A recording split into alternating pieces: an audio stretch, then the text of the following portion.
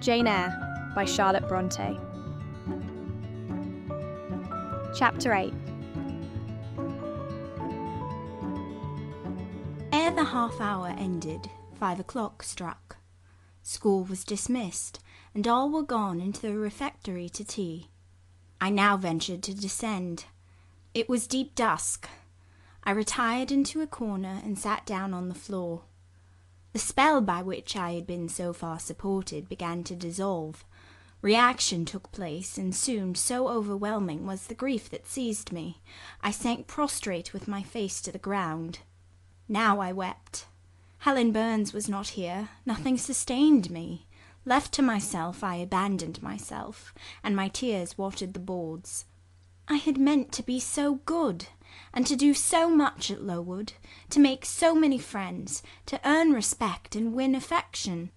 Already I had made visible progress. That very morning I had reached the head of my class. Miss Miller had praised me warmly. Miss Temple had smiled approbation. She had promised to teach me drawing and to let me learn French if I continued to make similar improvement 2 months longer. And then I was well received by my fellow pupils, treated as an equal by those of my own age, and not molested by any. Now here I lay again, crushed and trodden on, and could I ever rise more? Never, I thought, and ardently I wished to die. While sobbing out this wish in broken accents, someone approached. I started up. Again Helen Burns was near me. The fading fires just showed her coming up the long vacant room. She brought my coffee and bread. "Come, eat something," she said, but I put both away from me, feeling as if a drop or a crumb would have choked me in my present condition. Helen regarded me, probably with surprise. I could not now abate my agitation, though I tried hard. I continued to weep aloud. She sat down on the ground near me, embraced her knees with her arms, and rested her head upon them. In that attitude she remained silent as an Indian.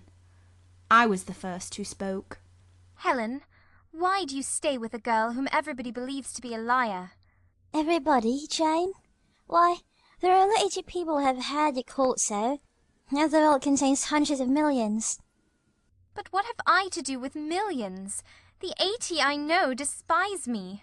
"Jane, you are mistaken. Probably not one in the school either despises or dislikes you.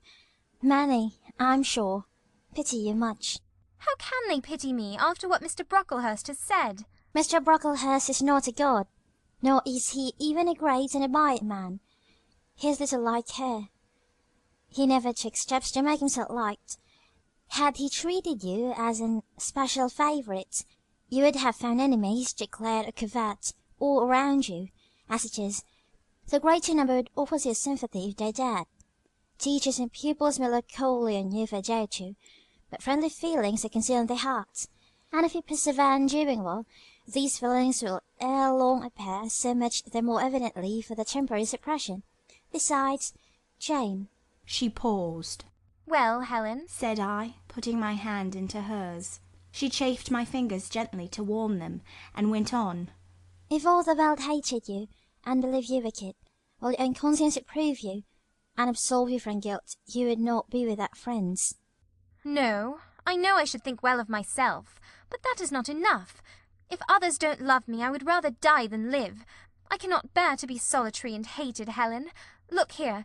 To gain some real affection from you, or Miss Temple, or any other whom I truly love, I would willingly submit to have the bone of my arm broken, or to let a bull toss me, or to stand behind a kicking horse and let it dash its hoof at my chest." "Hush, Jane. You think too much of the life of human beings. You are too impulsive, too vehement.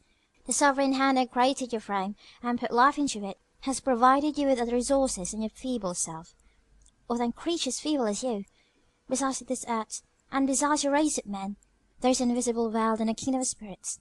The world is round us, for it is everywhere, and those spirits watch us, for they are commissioned to guide us, and if we were dying in pain and shame, if scorn smote us on all sides, and hatred crushed us, angels see our tortures, recognize our innocence, if innocent we be, as I know you are of this charge, which Mr. Brocklehurst has weakly and pompously repeated, as second hand from Mrs. Reed.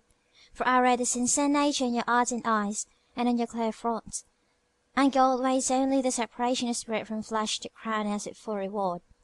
Why then should we ever sink overwhelmed with distress?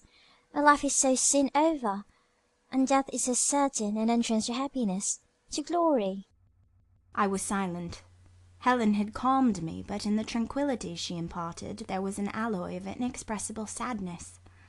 I felt the impression of woe as she spoke, but I could not tell whence it came, and when, having done speaking, she breathed a little fast and coughed a short cough, I momentarily forgot my own sorrows to yield to a vague concern for her. Resting my head on Helen's shoulder, I put my arms round her waist. She drew me to her, and we reposed in silence. We had not sat long thus when another person came in. Some heavy clouds, swept from the sky by a rising wind, had left the moon bare, and her light, streaming in through a window near, shone full both on us and on the approaching figure, which we at once recognized as Miss Temple. "I came on purpose to find you, Jane Eyre," said she. "I want you in my room, and as Helen Burns is with you, she may come too." We went. Following the superintendent's guidance, we had to thread some intricate passages and mount a staircase before we reached her apartment. It contained a good fire and looked cheerful. Miss Temple told Helen Burns to be seated in a low armchair on one side of the hearth, and herself taking another, she called me to her side. "Is it all over?" she asked, looking down at my face. "Have you cried your grief away?" I am afraid I never shall do that. "Why?" Because I have been wrongly accused. And you, ma'am, and everybody else will now think me wicked. "We shall think you what you prove yourself to be, my child. Continue to act as a good girl, and you will satisfy us." Shall I, Miss Temple? "You will," said she, passing her arm round me. "And now tell me, who is the lady whom Mr. Brocklehurst called your benefactress?" Mrs. Reed, my uncle's wife. My uncle is dead, and he left me to her care. "Did she not then adopt you of her own accord?" No, ma'am. She was sorry to have to do it, but my uncle, as I have often heard the servants say, got her to promise before he died that she would always keep me. "Well now, Jane, you know, or at least I will tell you, that when a criminal is accused he is always allowed to speak in his own defence. You have been charged with falsehood. Defend yourself to me as well as you can. Say whatever your memory suggests is true, but add nothing and exaggerate nothing." I resolved in the depth of my heart that I would be most moderate, most correct, and having reflected a few minutes in order to arrange coherently what I had to say, I told her all the story of my sad childhood. Exhausted by emotion, my language was more subdued than it generally was when it developed that sad theme, and mindful of Helen's warnings against the indulgence of resentment, I infused into the narrative far less of gall and wormwood than ordinary. Thus restrained and simplified, it sounded more credible. I felt as I went on that Miss Temple fully believed me. In the course of the tale I had mentioned Mr. Lloyd as having come to see me after the fit, for I never forgot the, to me, frightful episode of the Red Room, in detailing which my excitement was sure in some degree to break bounds, for nothing could soften in my recollection the spasm of agony which clutched my heart when Mrs. Reed spurned my wild supplication for pardon, and locked me a second time in the dark and haunted chamber. I had finished. Miss Temple regarded me a few minutes in silence. She then said, "I know something of Mr. Lloyd. I shall write to him. If his reply agrees with your statement, you shall be publicly cleared from every imputation. To me, Jane, you are clear now." She kissed me, and still keeping me at her side, where I was well contented to stand, for I derived a child's pleasure from the contemplation of her face, her dress, her one or two ornaments, her white forehead, her clustered and shining curls, and beaming dark eyes. She proceeded to address Helen Burns. "How are you tonight, Helen? Have you coughed much today?" Not quite so much, I think, Mum. "And the pain in your chest?" It is a little better.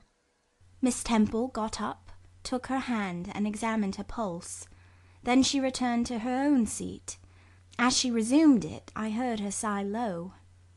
She was pensive a few minutes, then rousing herself, she said cheerfully, "But you two are my visitors tonight.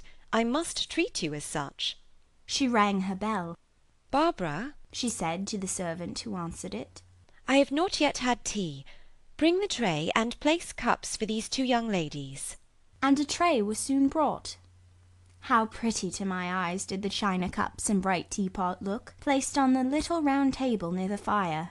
How fragrant was the steam of the beverage and the scent of the toast, of which, however, I, to my dismay, for I was beginning to be hungry, discerned only a very small portion. Miss Temple discerned it too.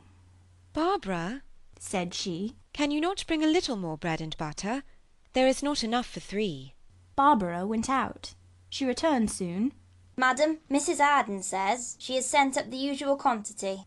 Mrs. Harden, be it observed, was the housekeeper, a woman after Mr. Brocklehurst's own heart, made up of equal parts of whalebone and iron. Oh, very well, returned Miss Temple. We must make it do, Barbara, I suppose. And as the girl withdrew, she added, smiling, Fortunately, I have it in my power to supply deficiencies for this once. Having invited Helen and me to approach the table, and placed before each of us a cup of tea, with one delicious but thin morsel of toast, she got up, unlocked a drawer, and taking from it a parcel wrapped in paper, disclosed presently to our eyes a good-sized seed-cake. I meant to give each of you some of this to take with you, said she, but as there is so little toast, you must have it now. And she proceeded to cut slices with a generous hand. We feasted that evening as on nectar and ambrosia, and not the least delight of the entertainment was the smile of gratification with which our hostess regarded us as we satisfied our famished appetites on the delicate fare she liberally supplied. Tea over and the tray removed, she again summoned us to the fire. We sat one on each side of her, and now a conversation followed between her and Helen, which it was indeed a privilege to be admitted to hear.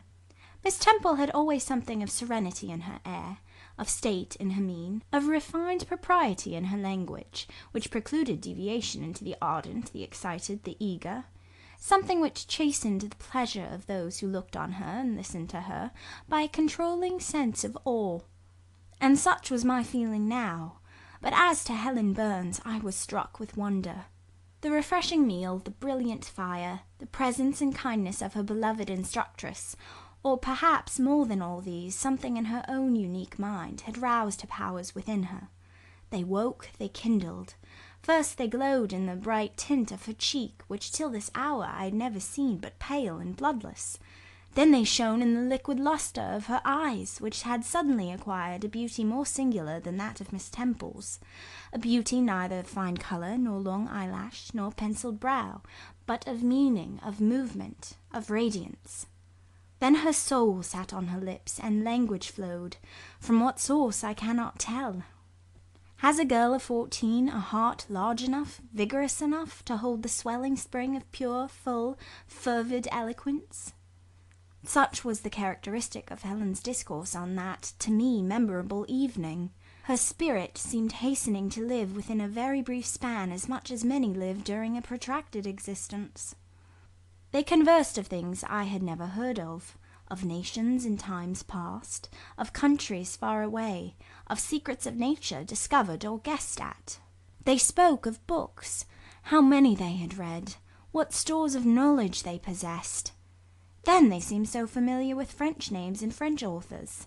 But my amazement reached its climax when Miss Temple asked Helen if she sometimes snatched a moment to recall the Latin her father had taught her, and taking a book from a shelf, bade her read and construe a page of Virgil. And Helen obeyed, my organ of veneration expanding at every sounding line. She had scarcely finished ere the bell announced bedtime. No delay could be admitted. Miss Temple embraced us both, saying as she drew us to her heart, God bless you, my children. Helen she held a little longer than me. She let her go more reluctantly. It was Helen her eye followed to the door. It was for her she a second time breathed a sad sigh. For her she wiped a tear from her cheek.